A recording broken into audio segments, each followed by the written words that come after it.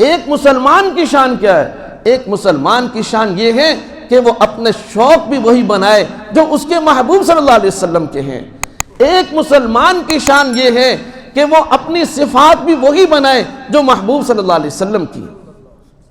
آپ علیہ السلام کو جس چیز کا سب سے زیادہ شوق تھا وہ رب تعالیٰ تھے۔ آپ کو ہر وقت یہ فکر دامن گیر رہتی کہ میرا رب میرے اور کیسے قریب ہو جائے اور میں اپنے رب کے اور کیسے قریب ہو جاؤں۔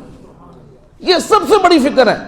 آپ یقین کریں جس کو یہ فکر لگ جائے گی وہ آپ صلی اللہ علیہ وسلم کے ایک ایک حکم پر عمل کرے گا۔ جس کو یہ فکر لگ جائے گی کہ میں اللہ کے قریب ہونا چاہتا ہوں وہ آپ صلی اللہ علیہ وسلم کی ایک ایک سنت کو اپنائے گا۔ جس کو یہ فکر لگ جائے گی وہ آپ صلی اللہ علیہ وسلم کی اداؤں کو اپنائے گا، آپ کی چاہتوں کو دیکھے گا، آپ کی محبتوں کو دیکھے گا، آپ کے اٹھنے کو دیکھے گا، آپ کے جاگنے کو دیکھے گا، آپ کے بیٹھنے کو دیکھے گا، آپ کے سونے کو دیکھے گا، آپ کے کھانے کو دیکھے گا، آپ کے پینے کو دیکھے گا۔ کیوں؟ اس کے اندر ایک آگ لگ گئی ہے۔ آپ یقین کیجئے آج ہمارے اندر ایمان موجود ہے لیکن وہ الفاظ کا ایمان ہے، اندر کا ایمان آخرت کی نجات کے لیے انشاءاللہ کافی ہوگا، لیکن اگر آخرت کے درجات بلند کرنا چاہتے ہیں، ہم چاہتے ہیں ہمیں جنت میں کوئی عام جگہ نہ ملے، ہم اپنے محبوب صلی اللہ علیہ وسلم کے قدموں میں ہوں، ہم ان کے قریب رہے وہاں جا کر۔ دنیا میں ہم قریب نہیں رہے، ہم نے دنیا میں ان کی زیارت نہیں کی، ہم وہاں جا کر ان کے انتہائی قریب ہو جائے۔ آپ یقین کیجئے پھر اس شخص کو سب سے زیادہ فکر اس بات کی ہوگی کہ مجھ سے کوئی ایسا کام نہ ہو کہ میں اپنی منزل سے دور ہو جاؤں۔ اس کی منزل پھر دنیا کی جائیداد نہیں ہوگی۔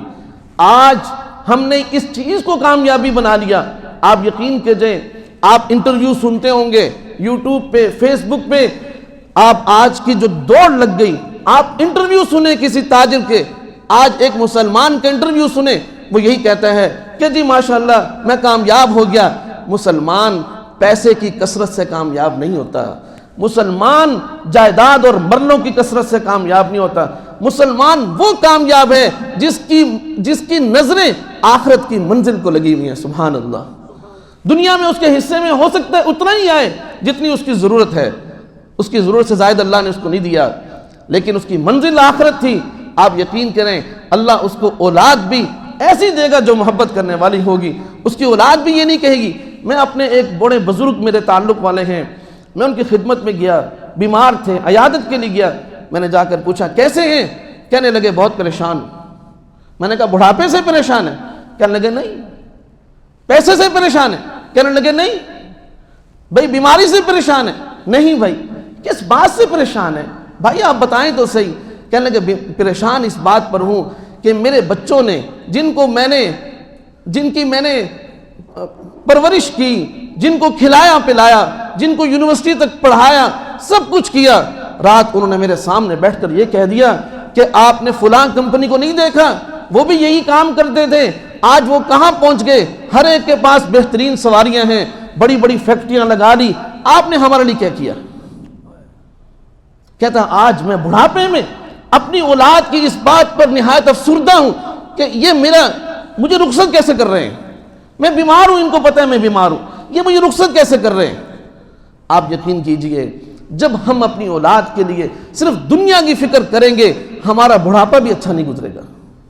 اگر ہم یہ چاہتے ہیں کہ اللہ ہماری دنیا بھی اچھی کرے، ہماری جوانی بھی اچھی کرے، ہم دنیا سے رخصت ہوں تو ہنستے کھیلتے ہوں، جانا سب نے، کوئی یہاں نہیں ٹھہرے گا۔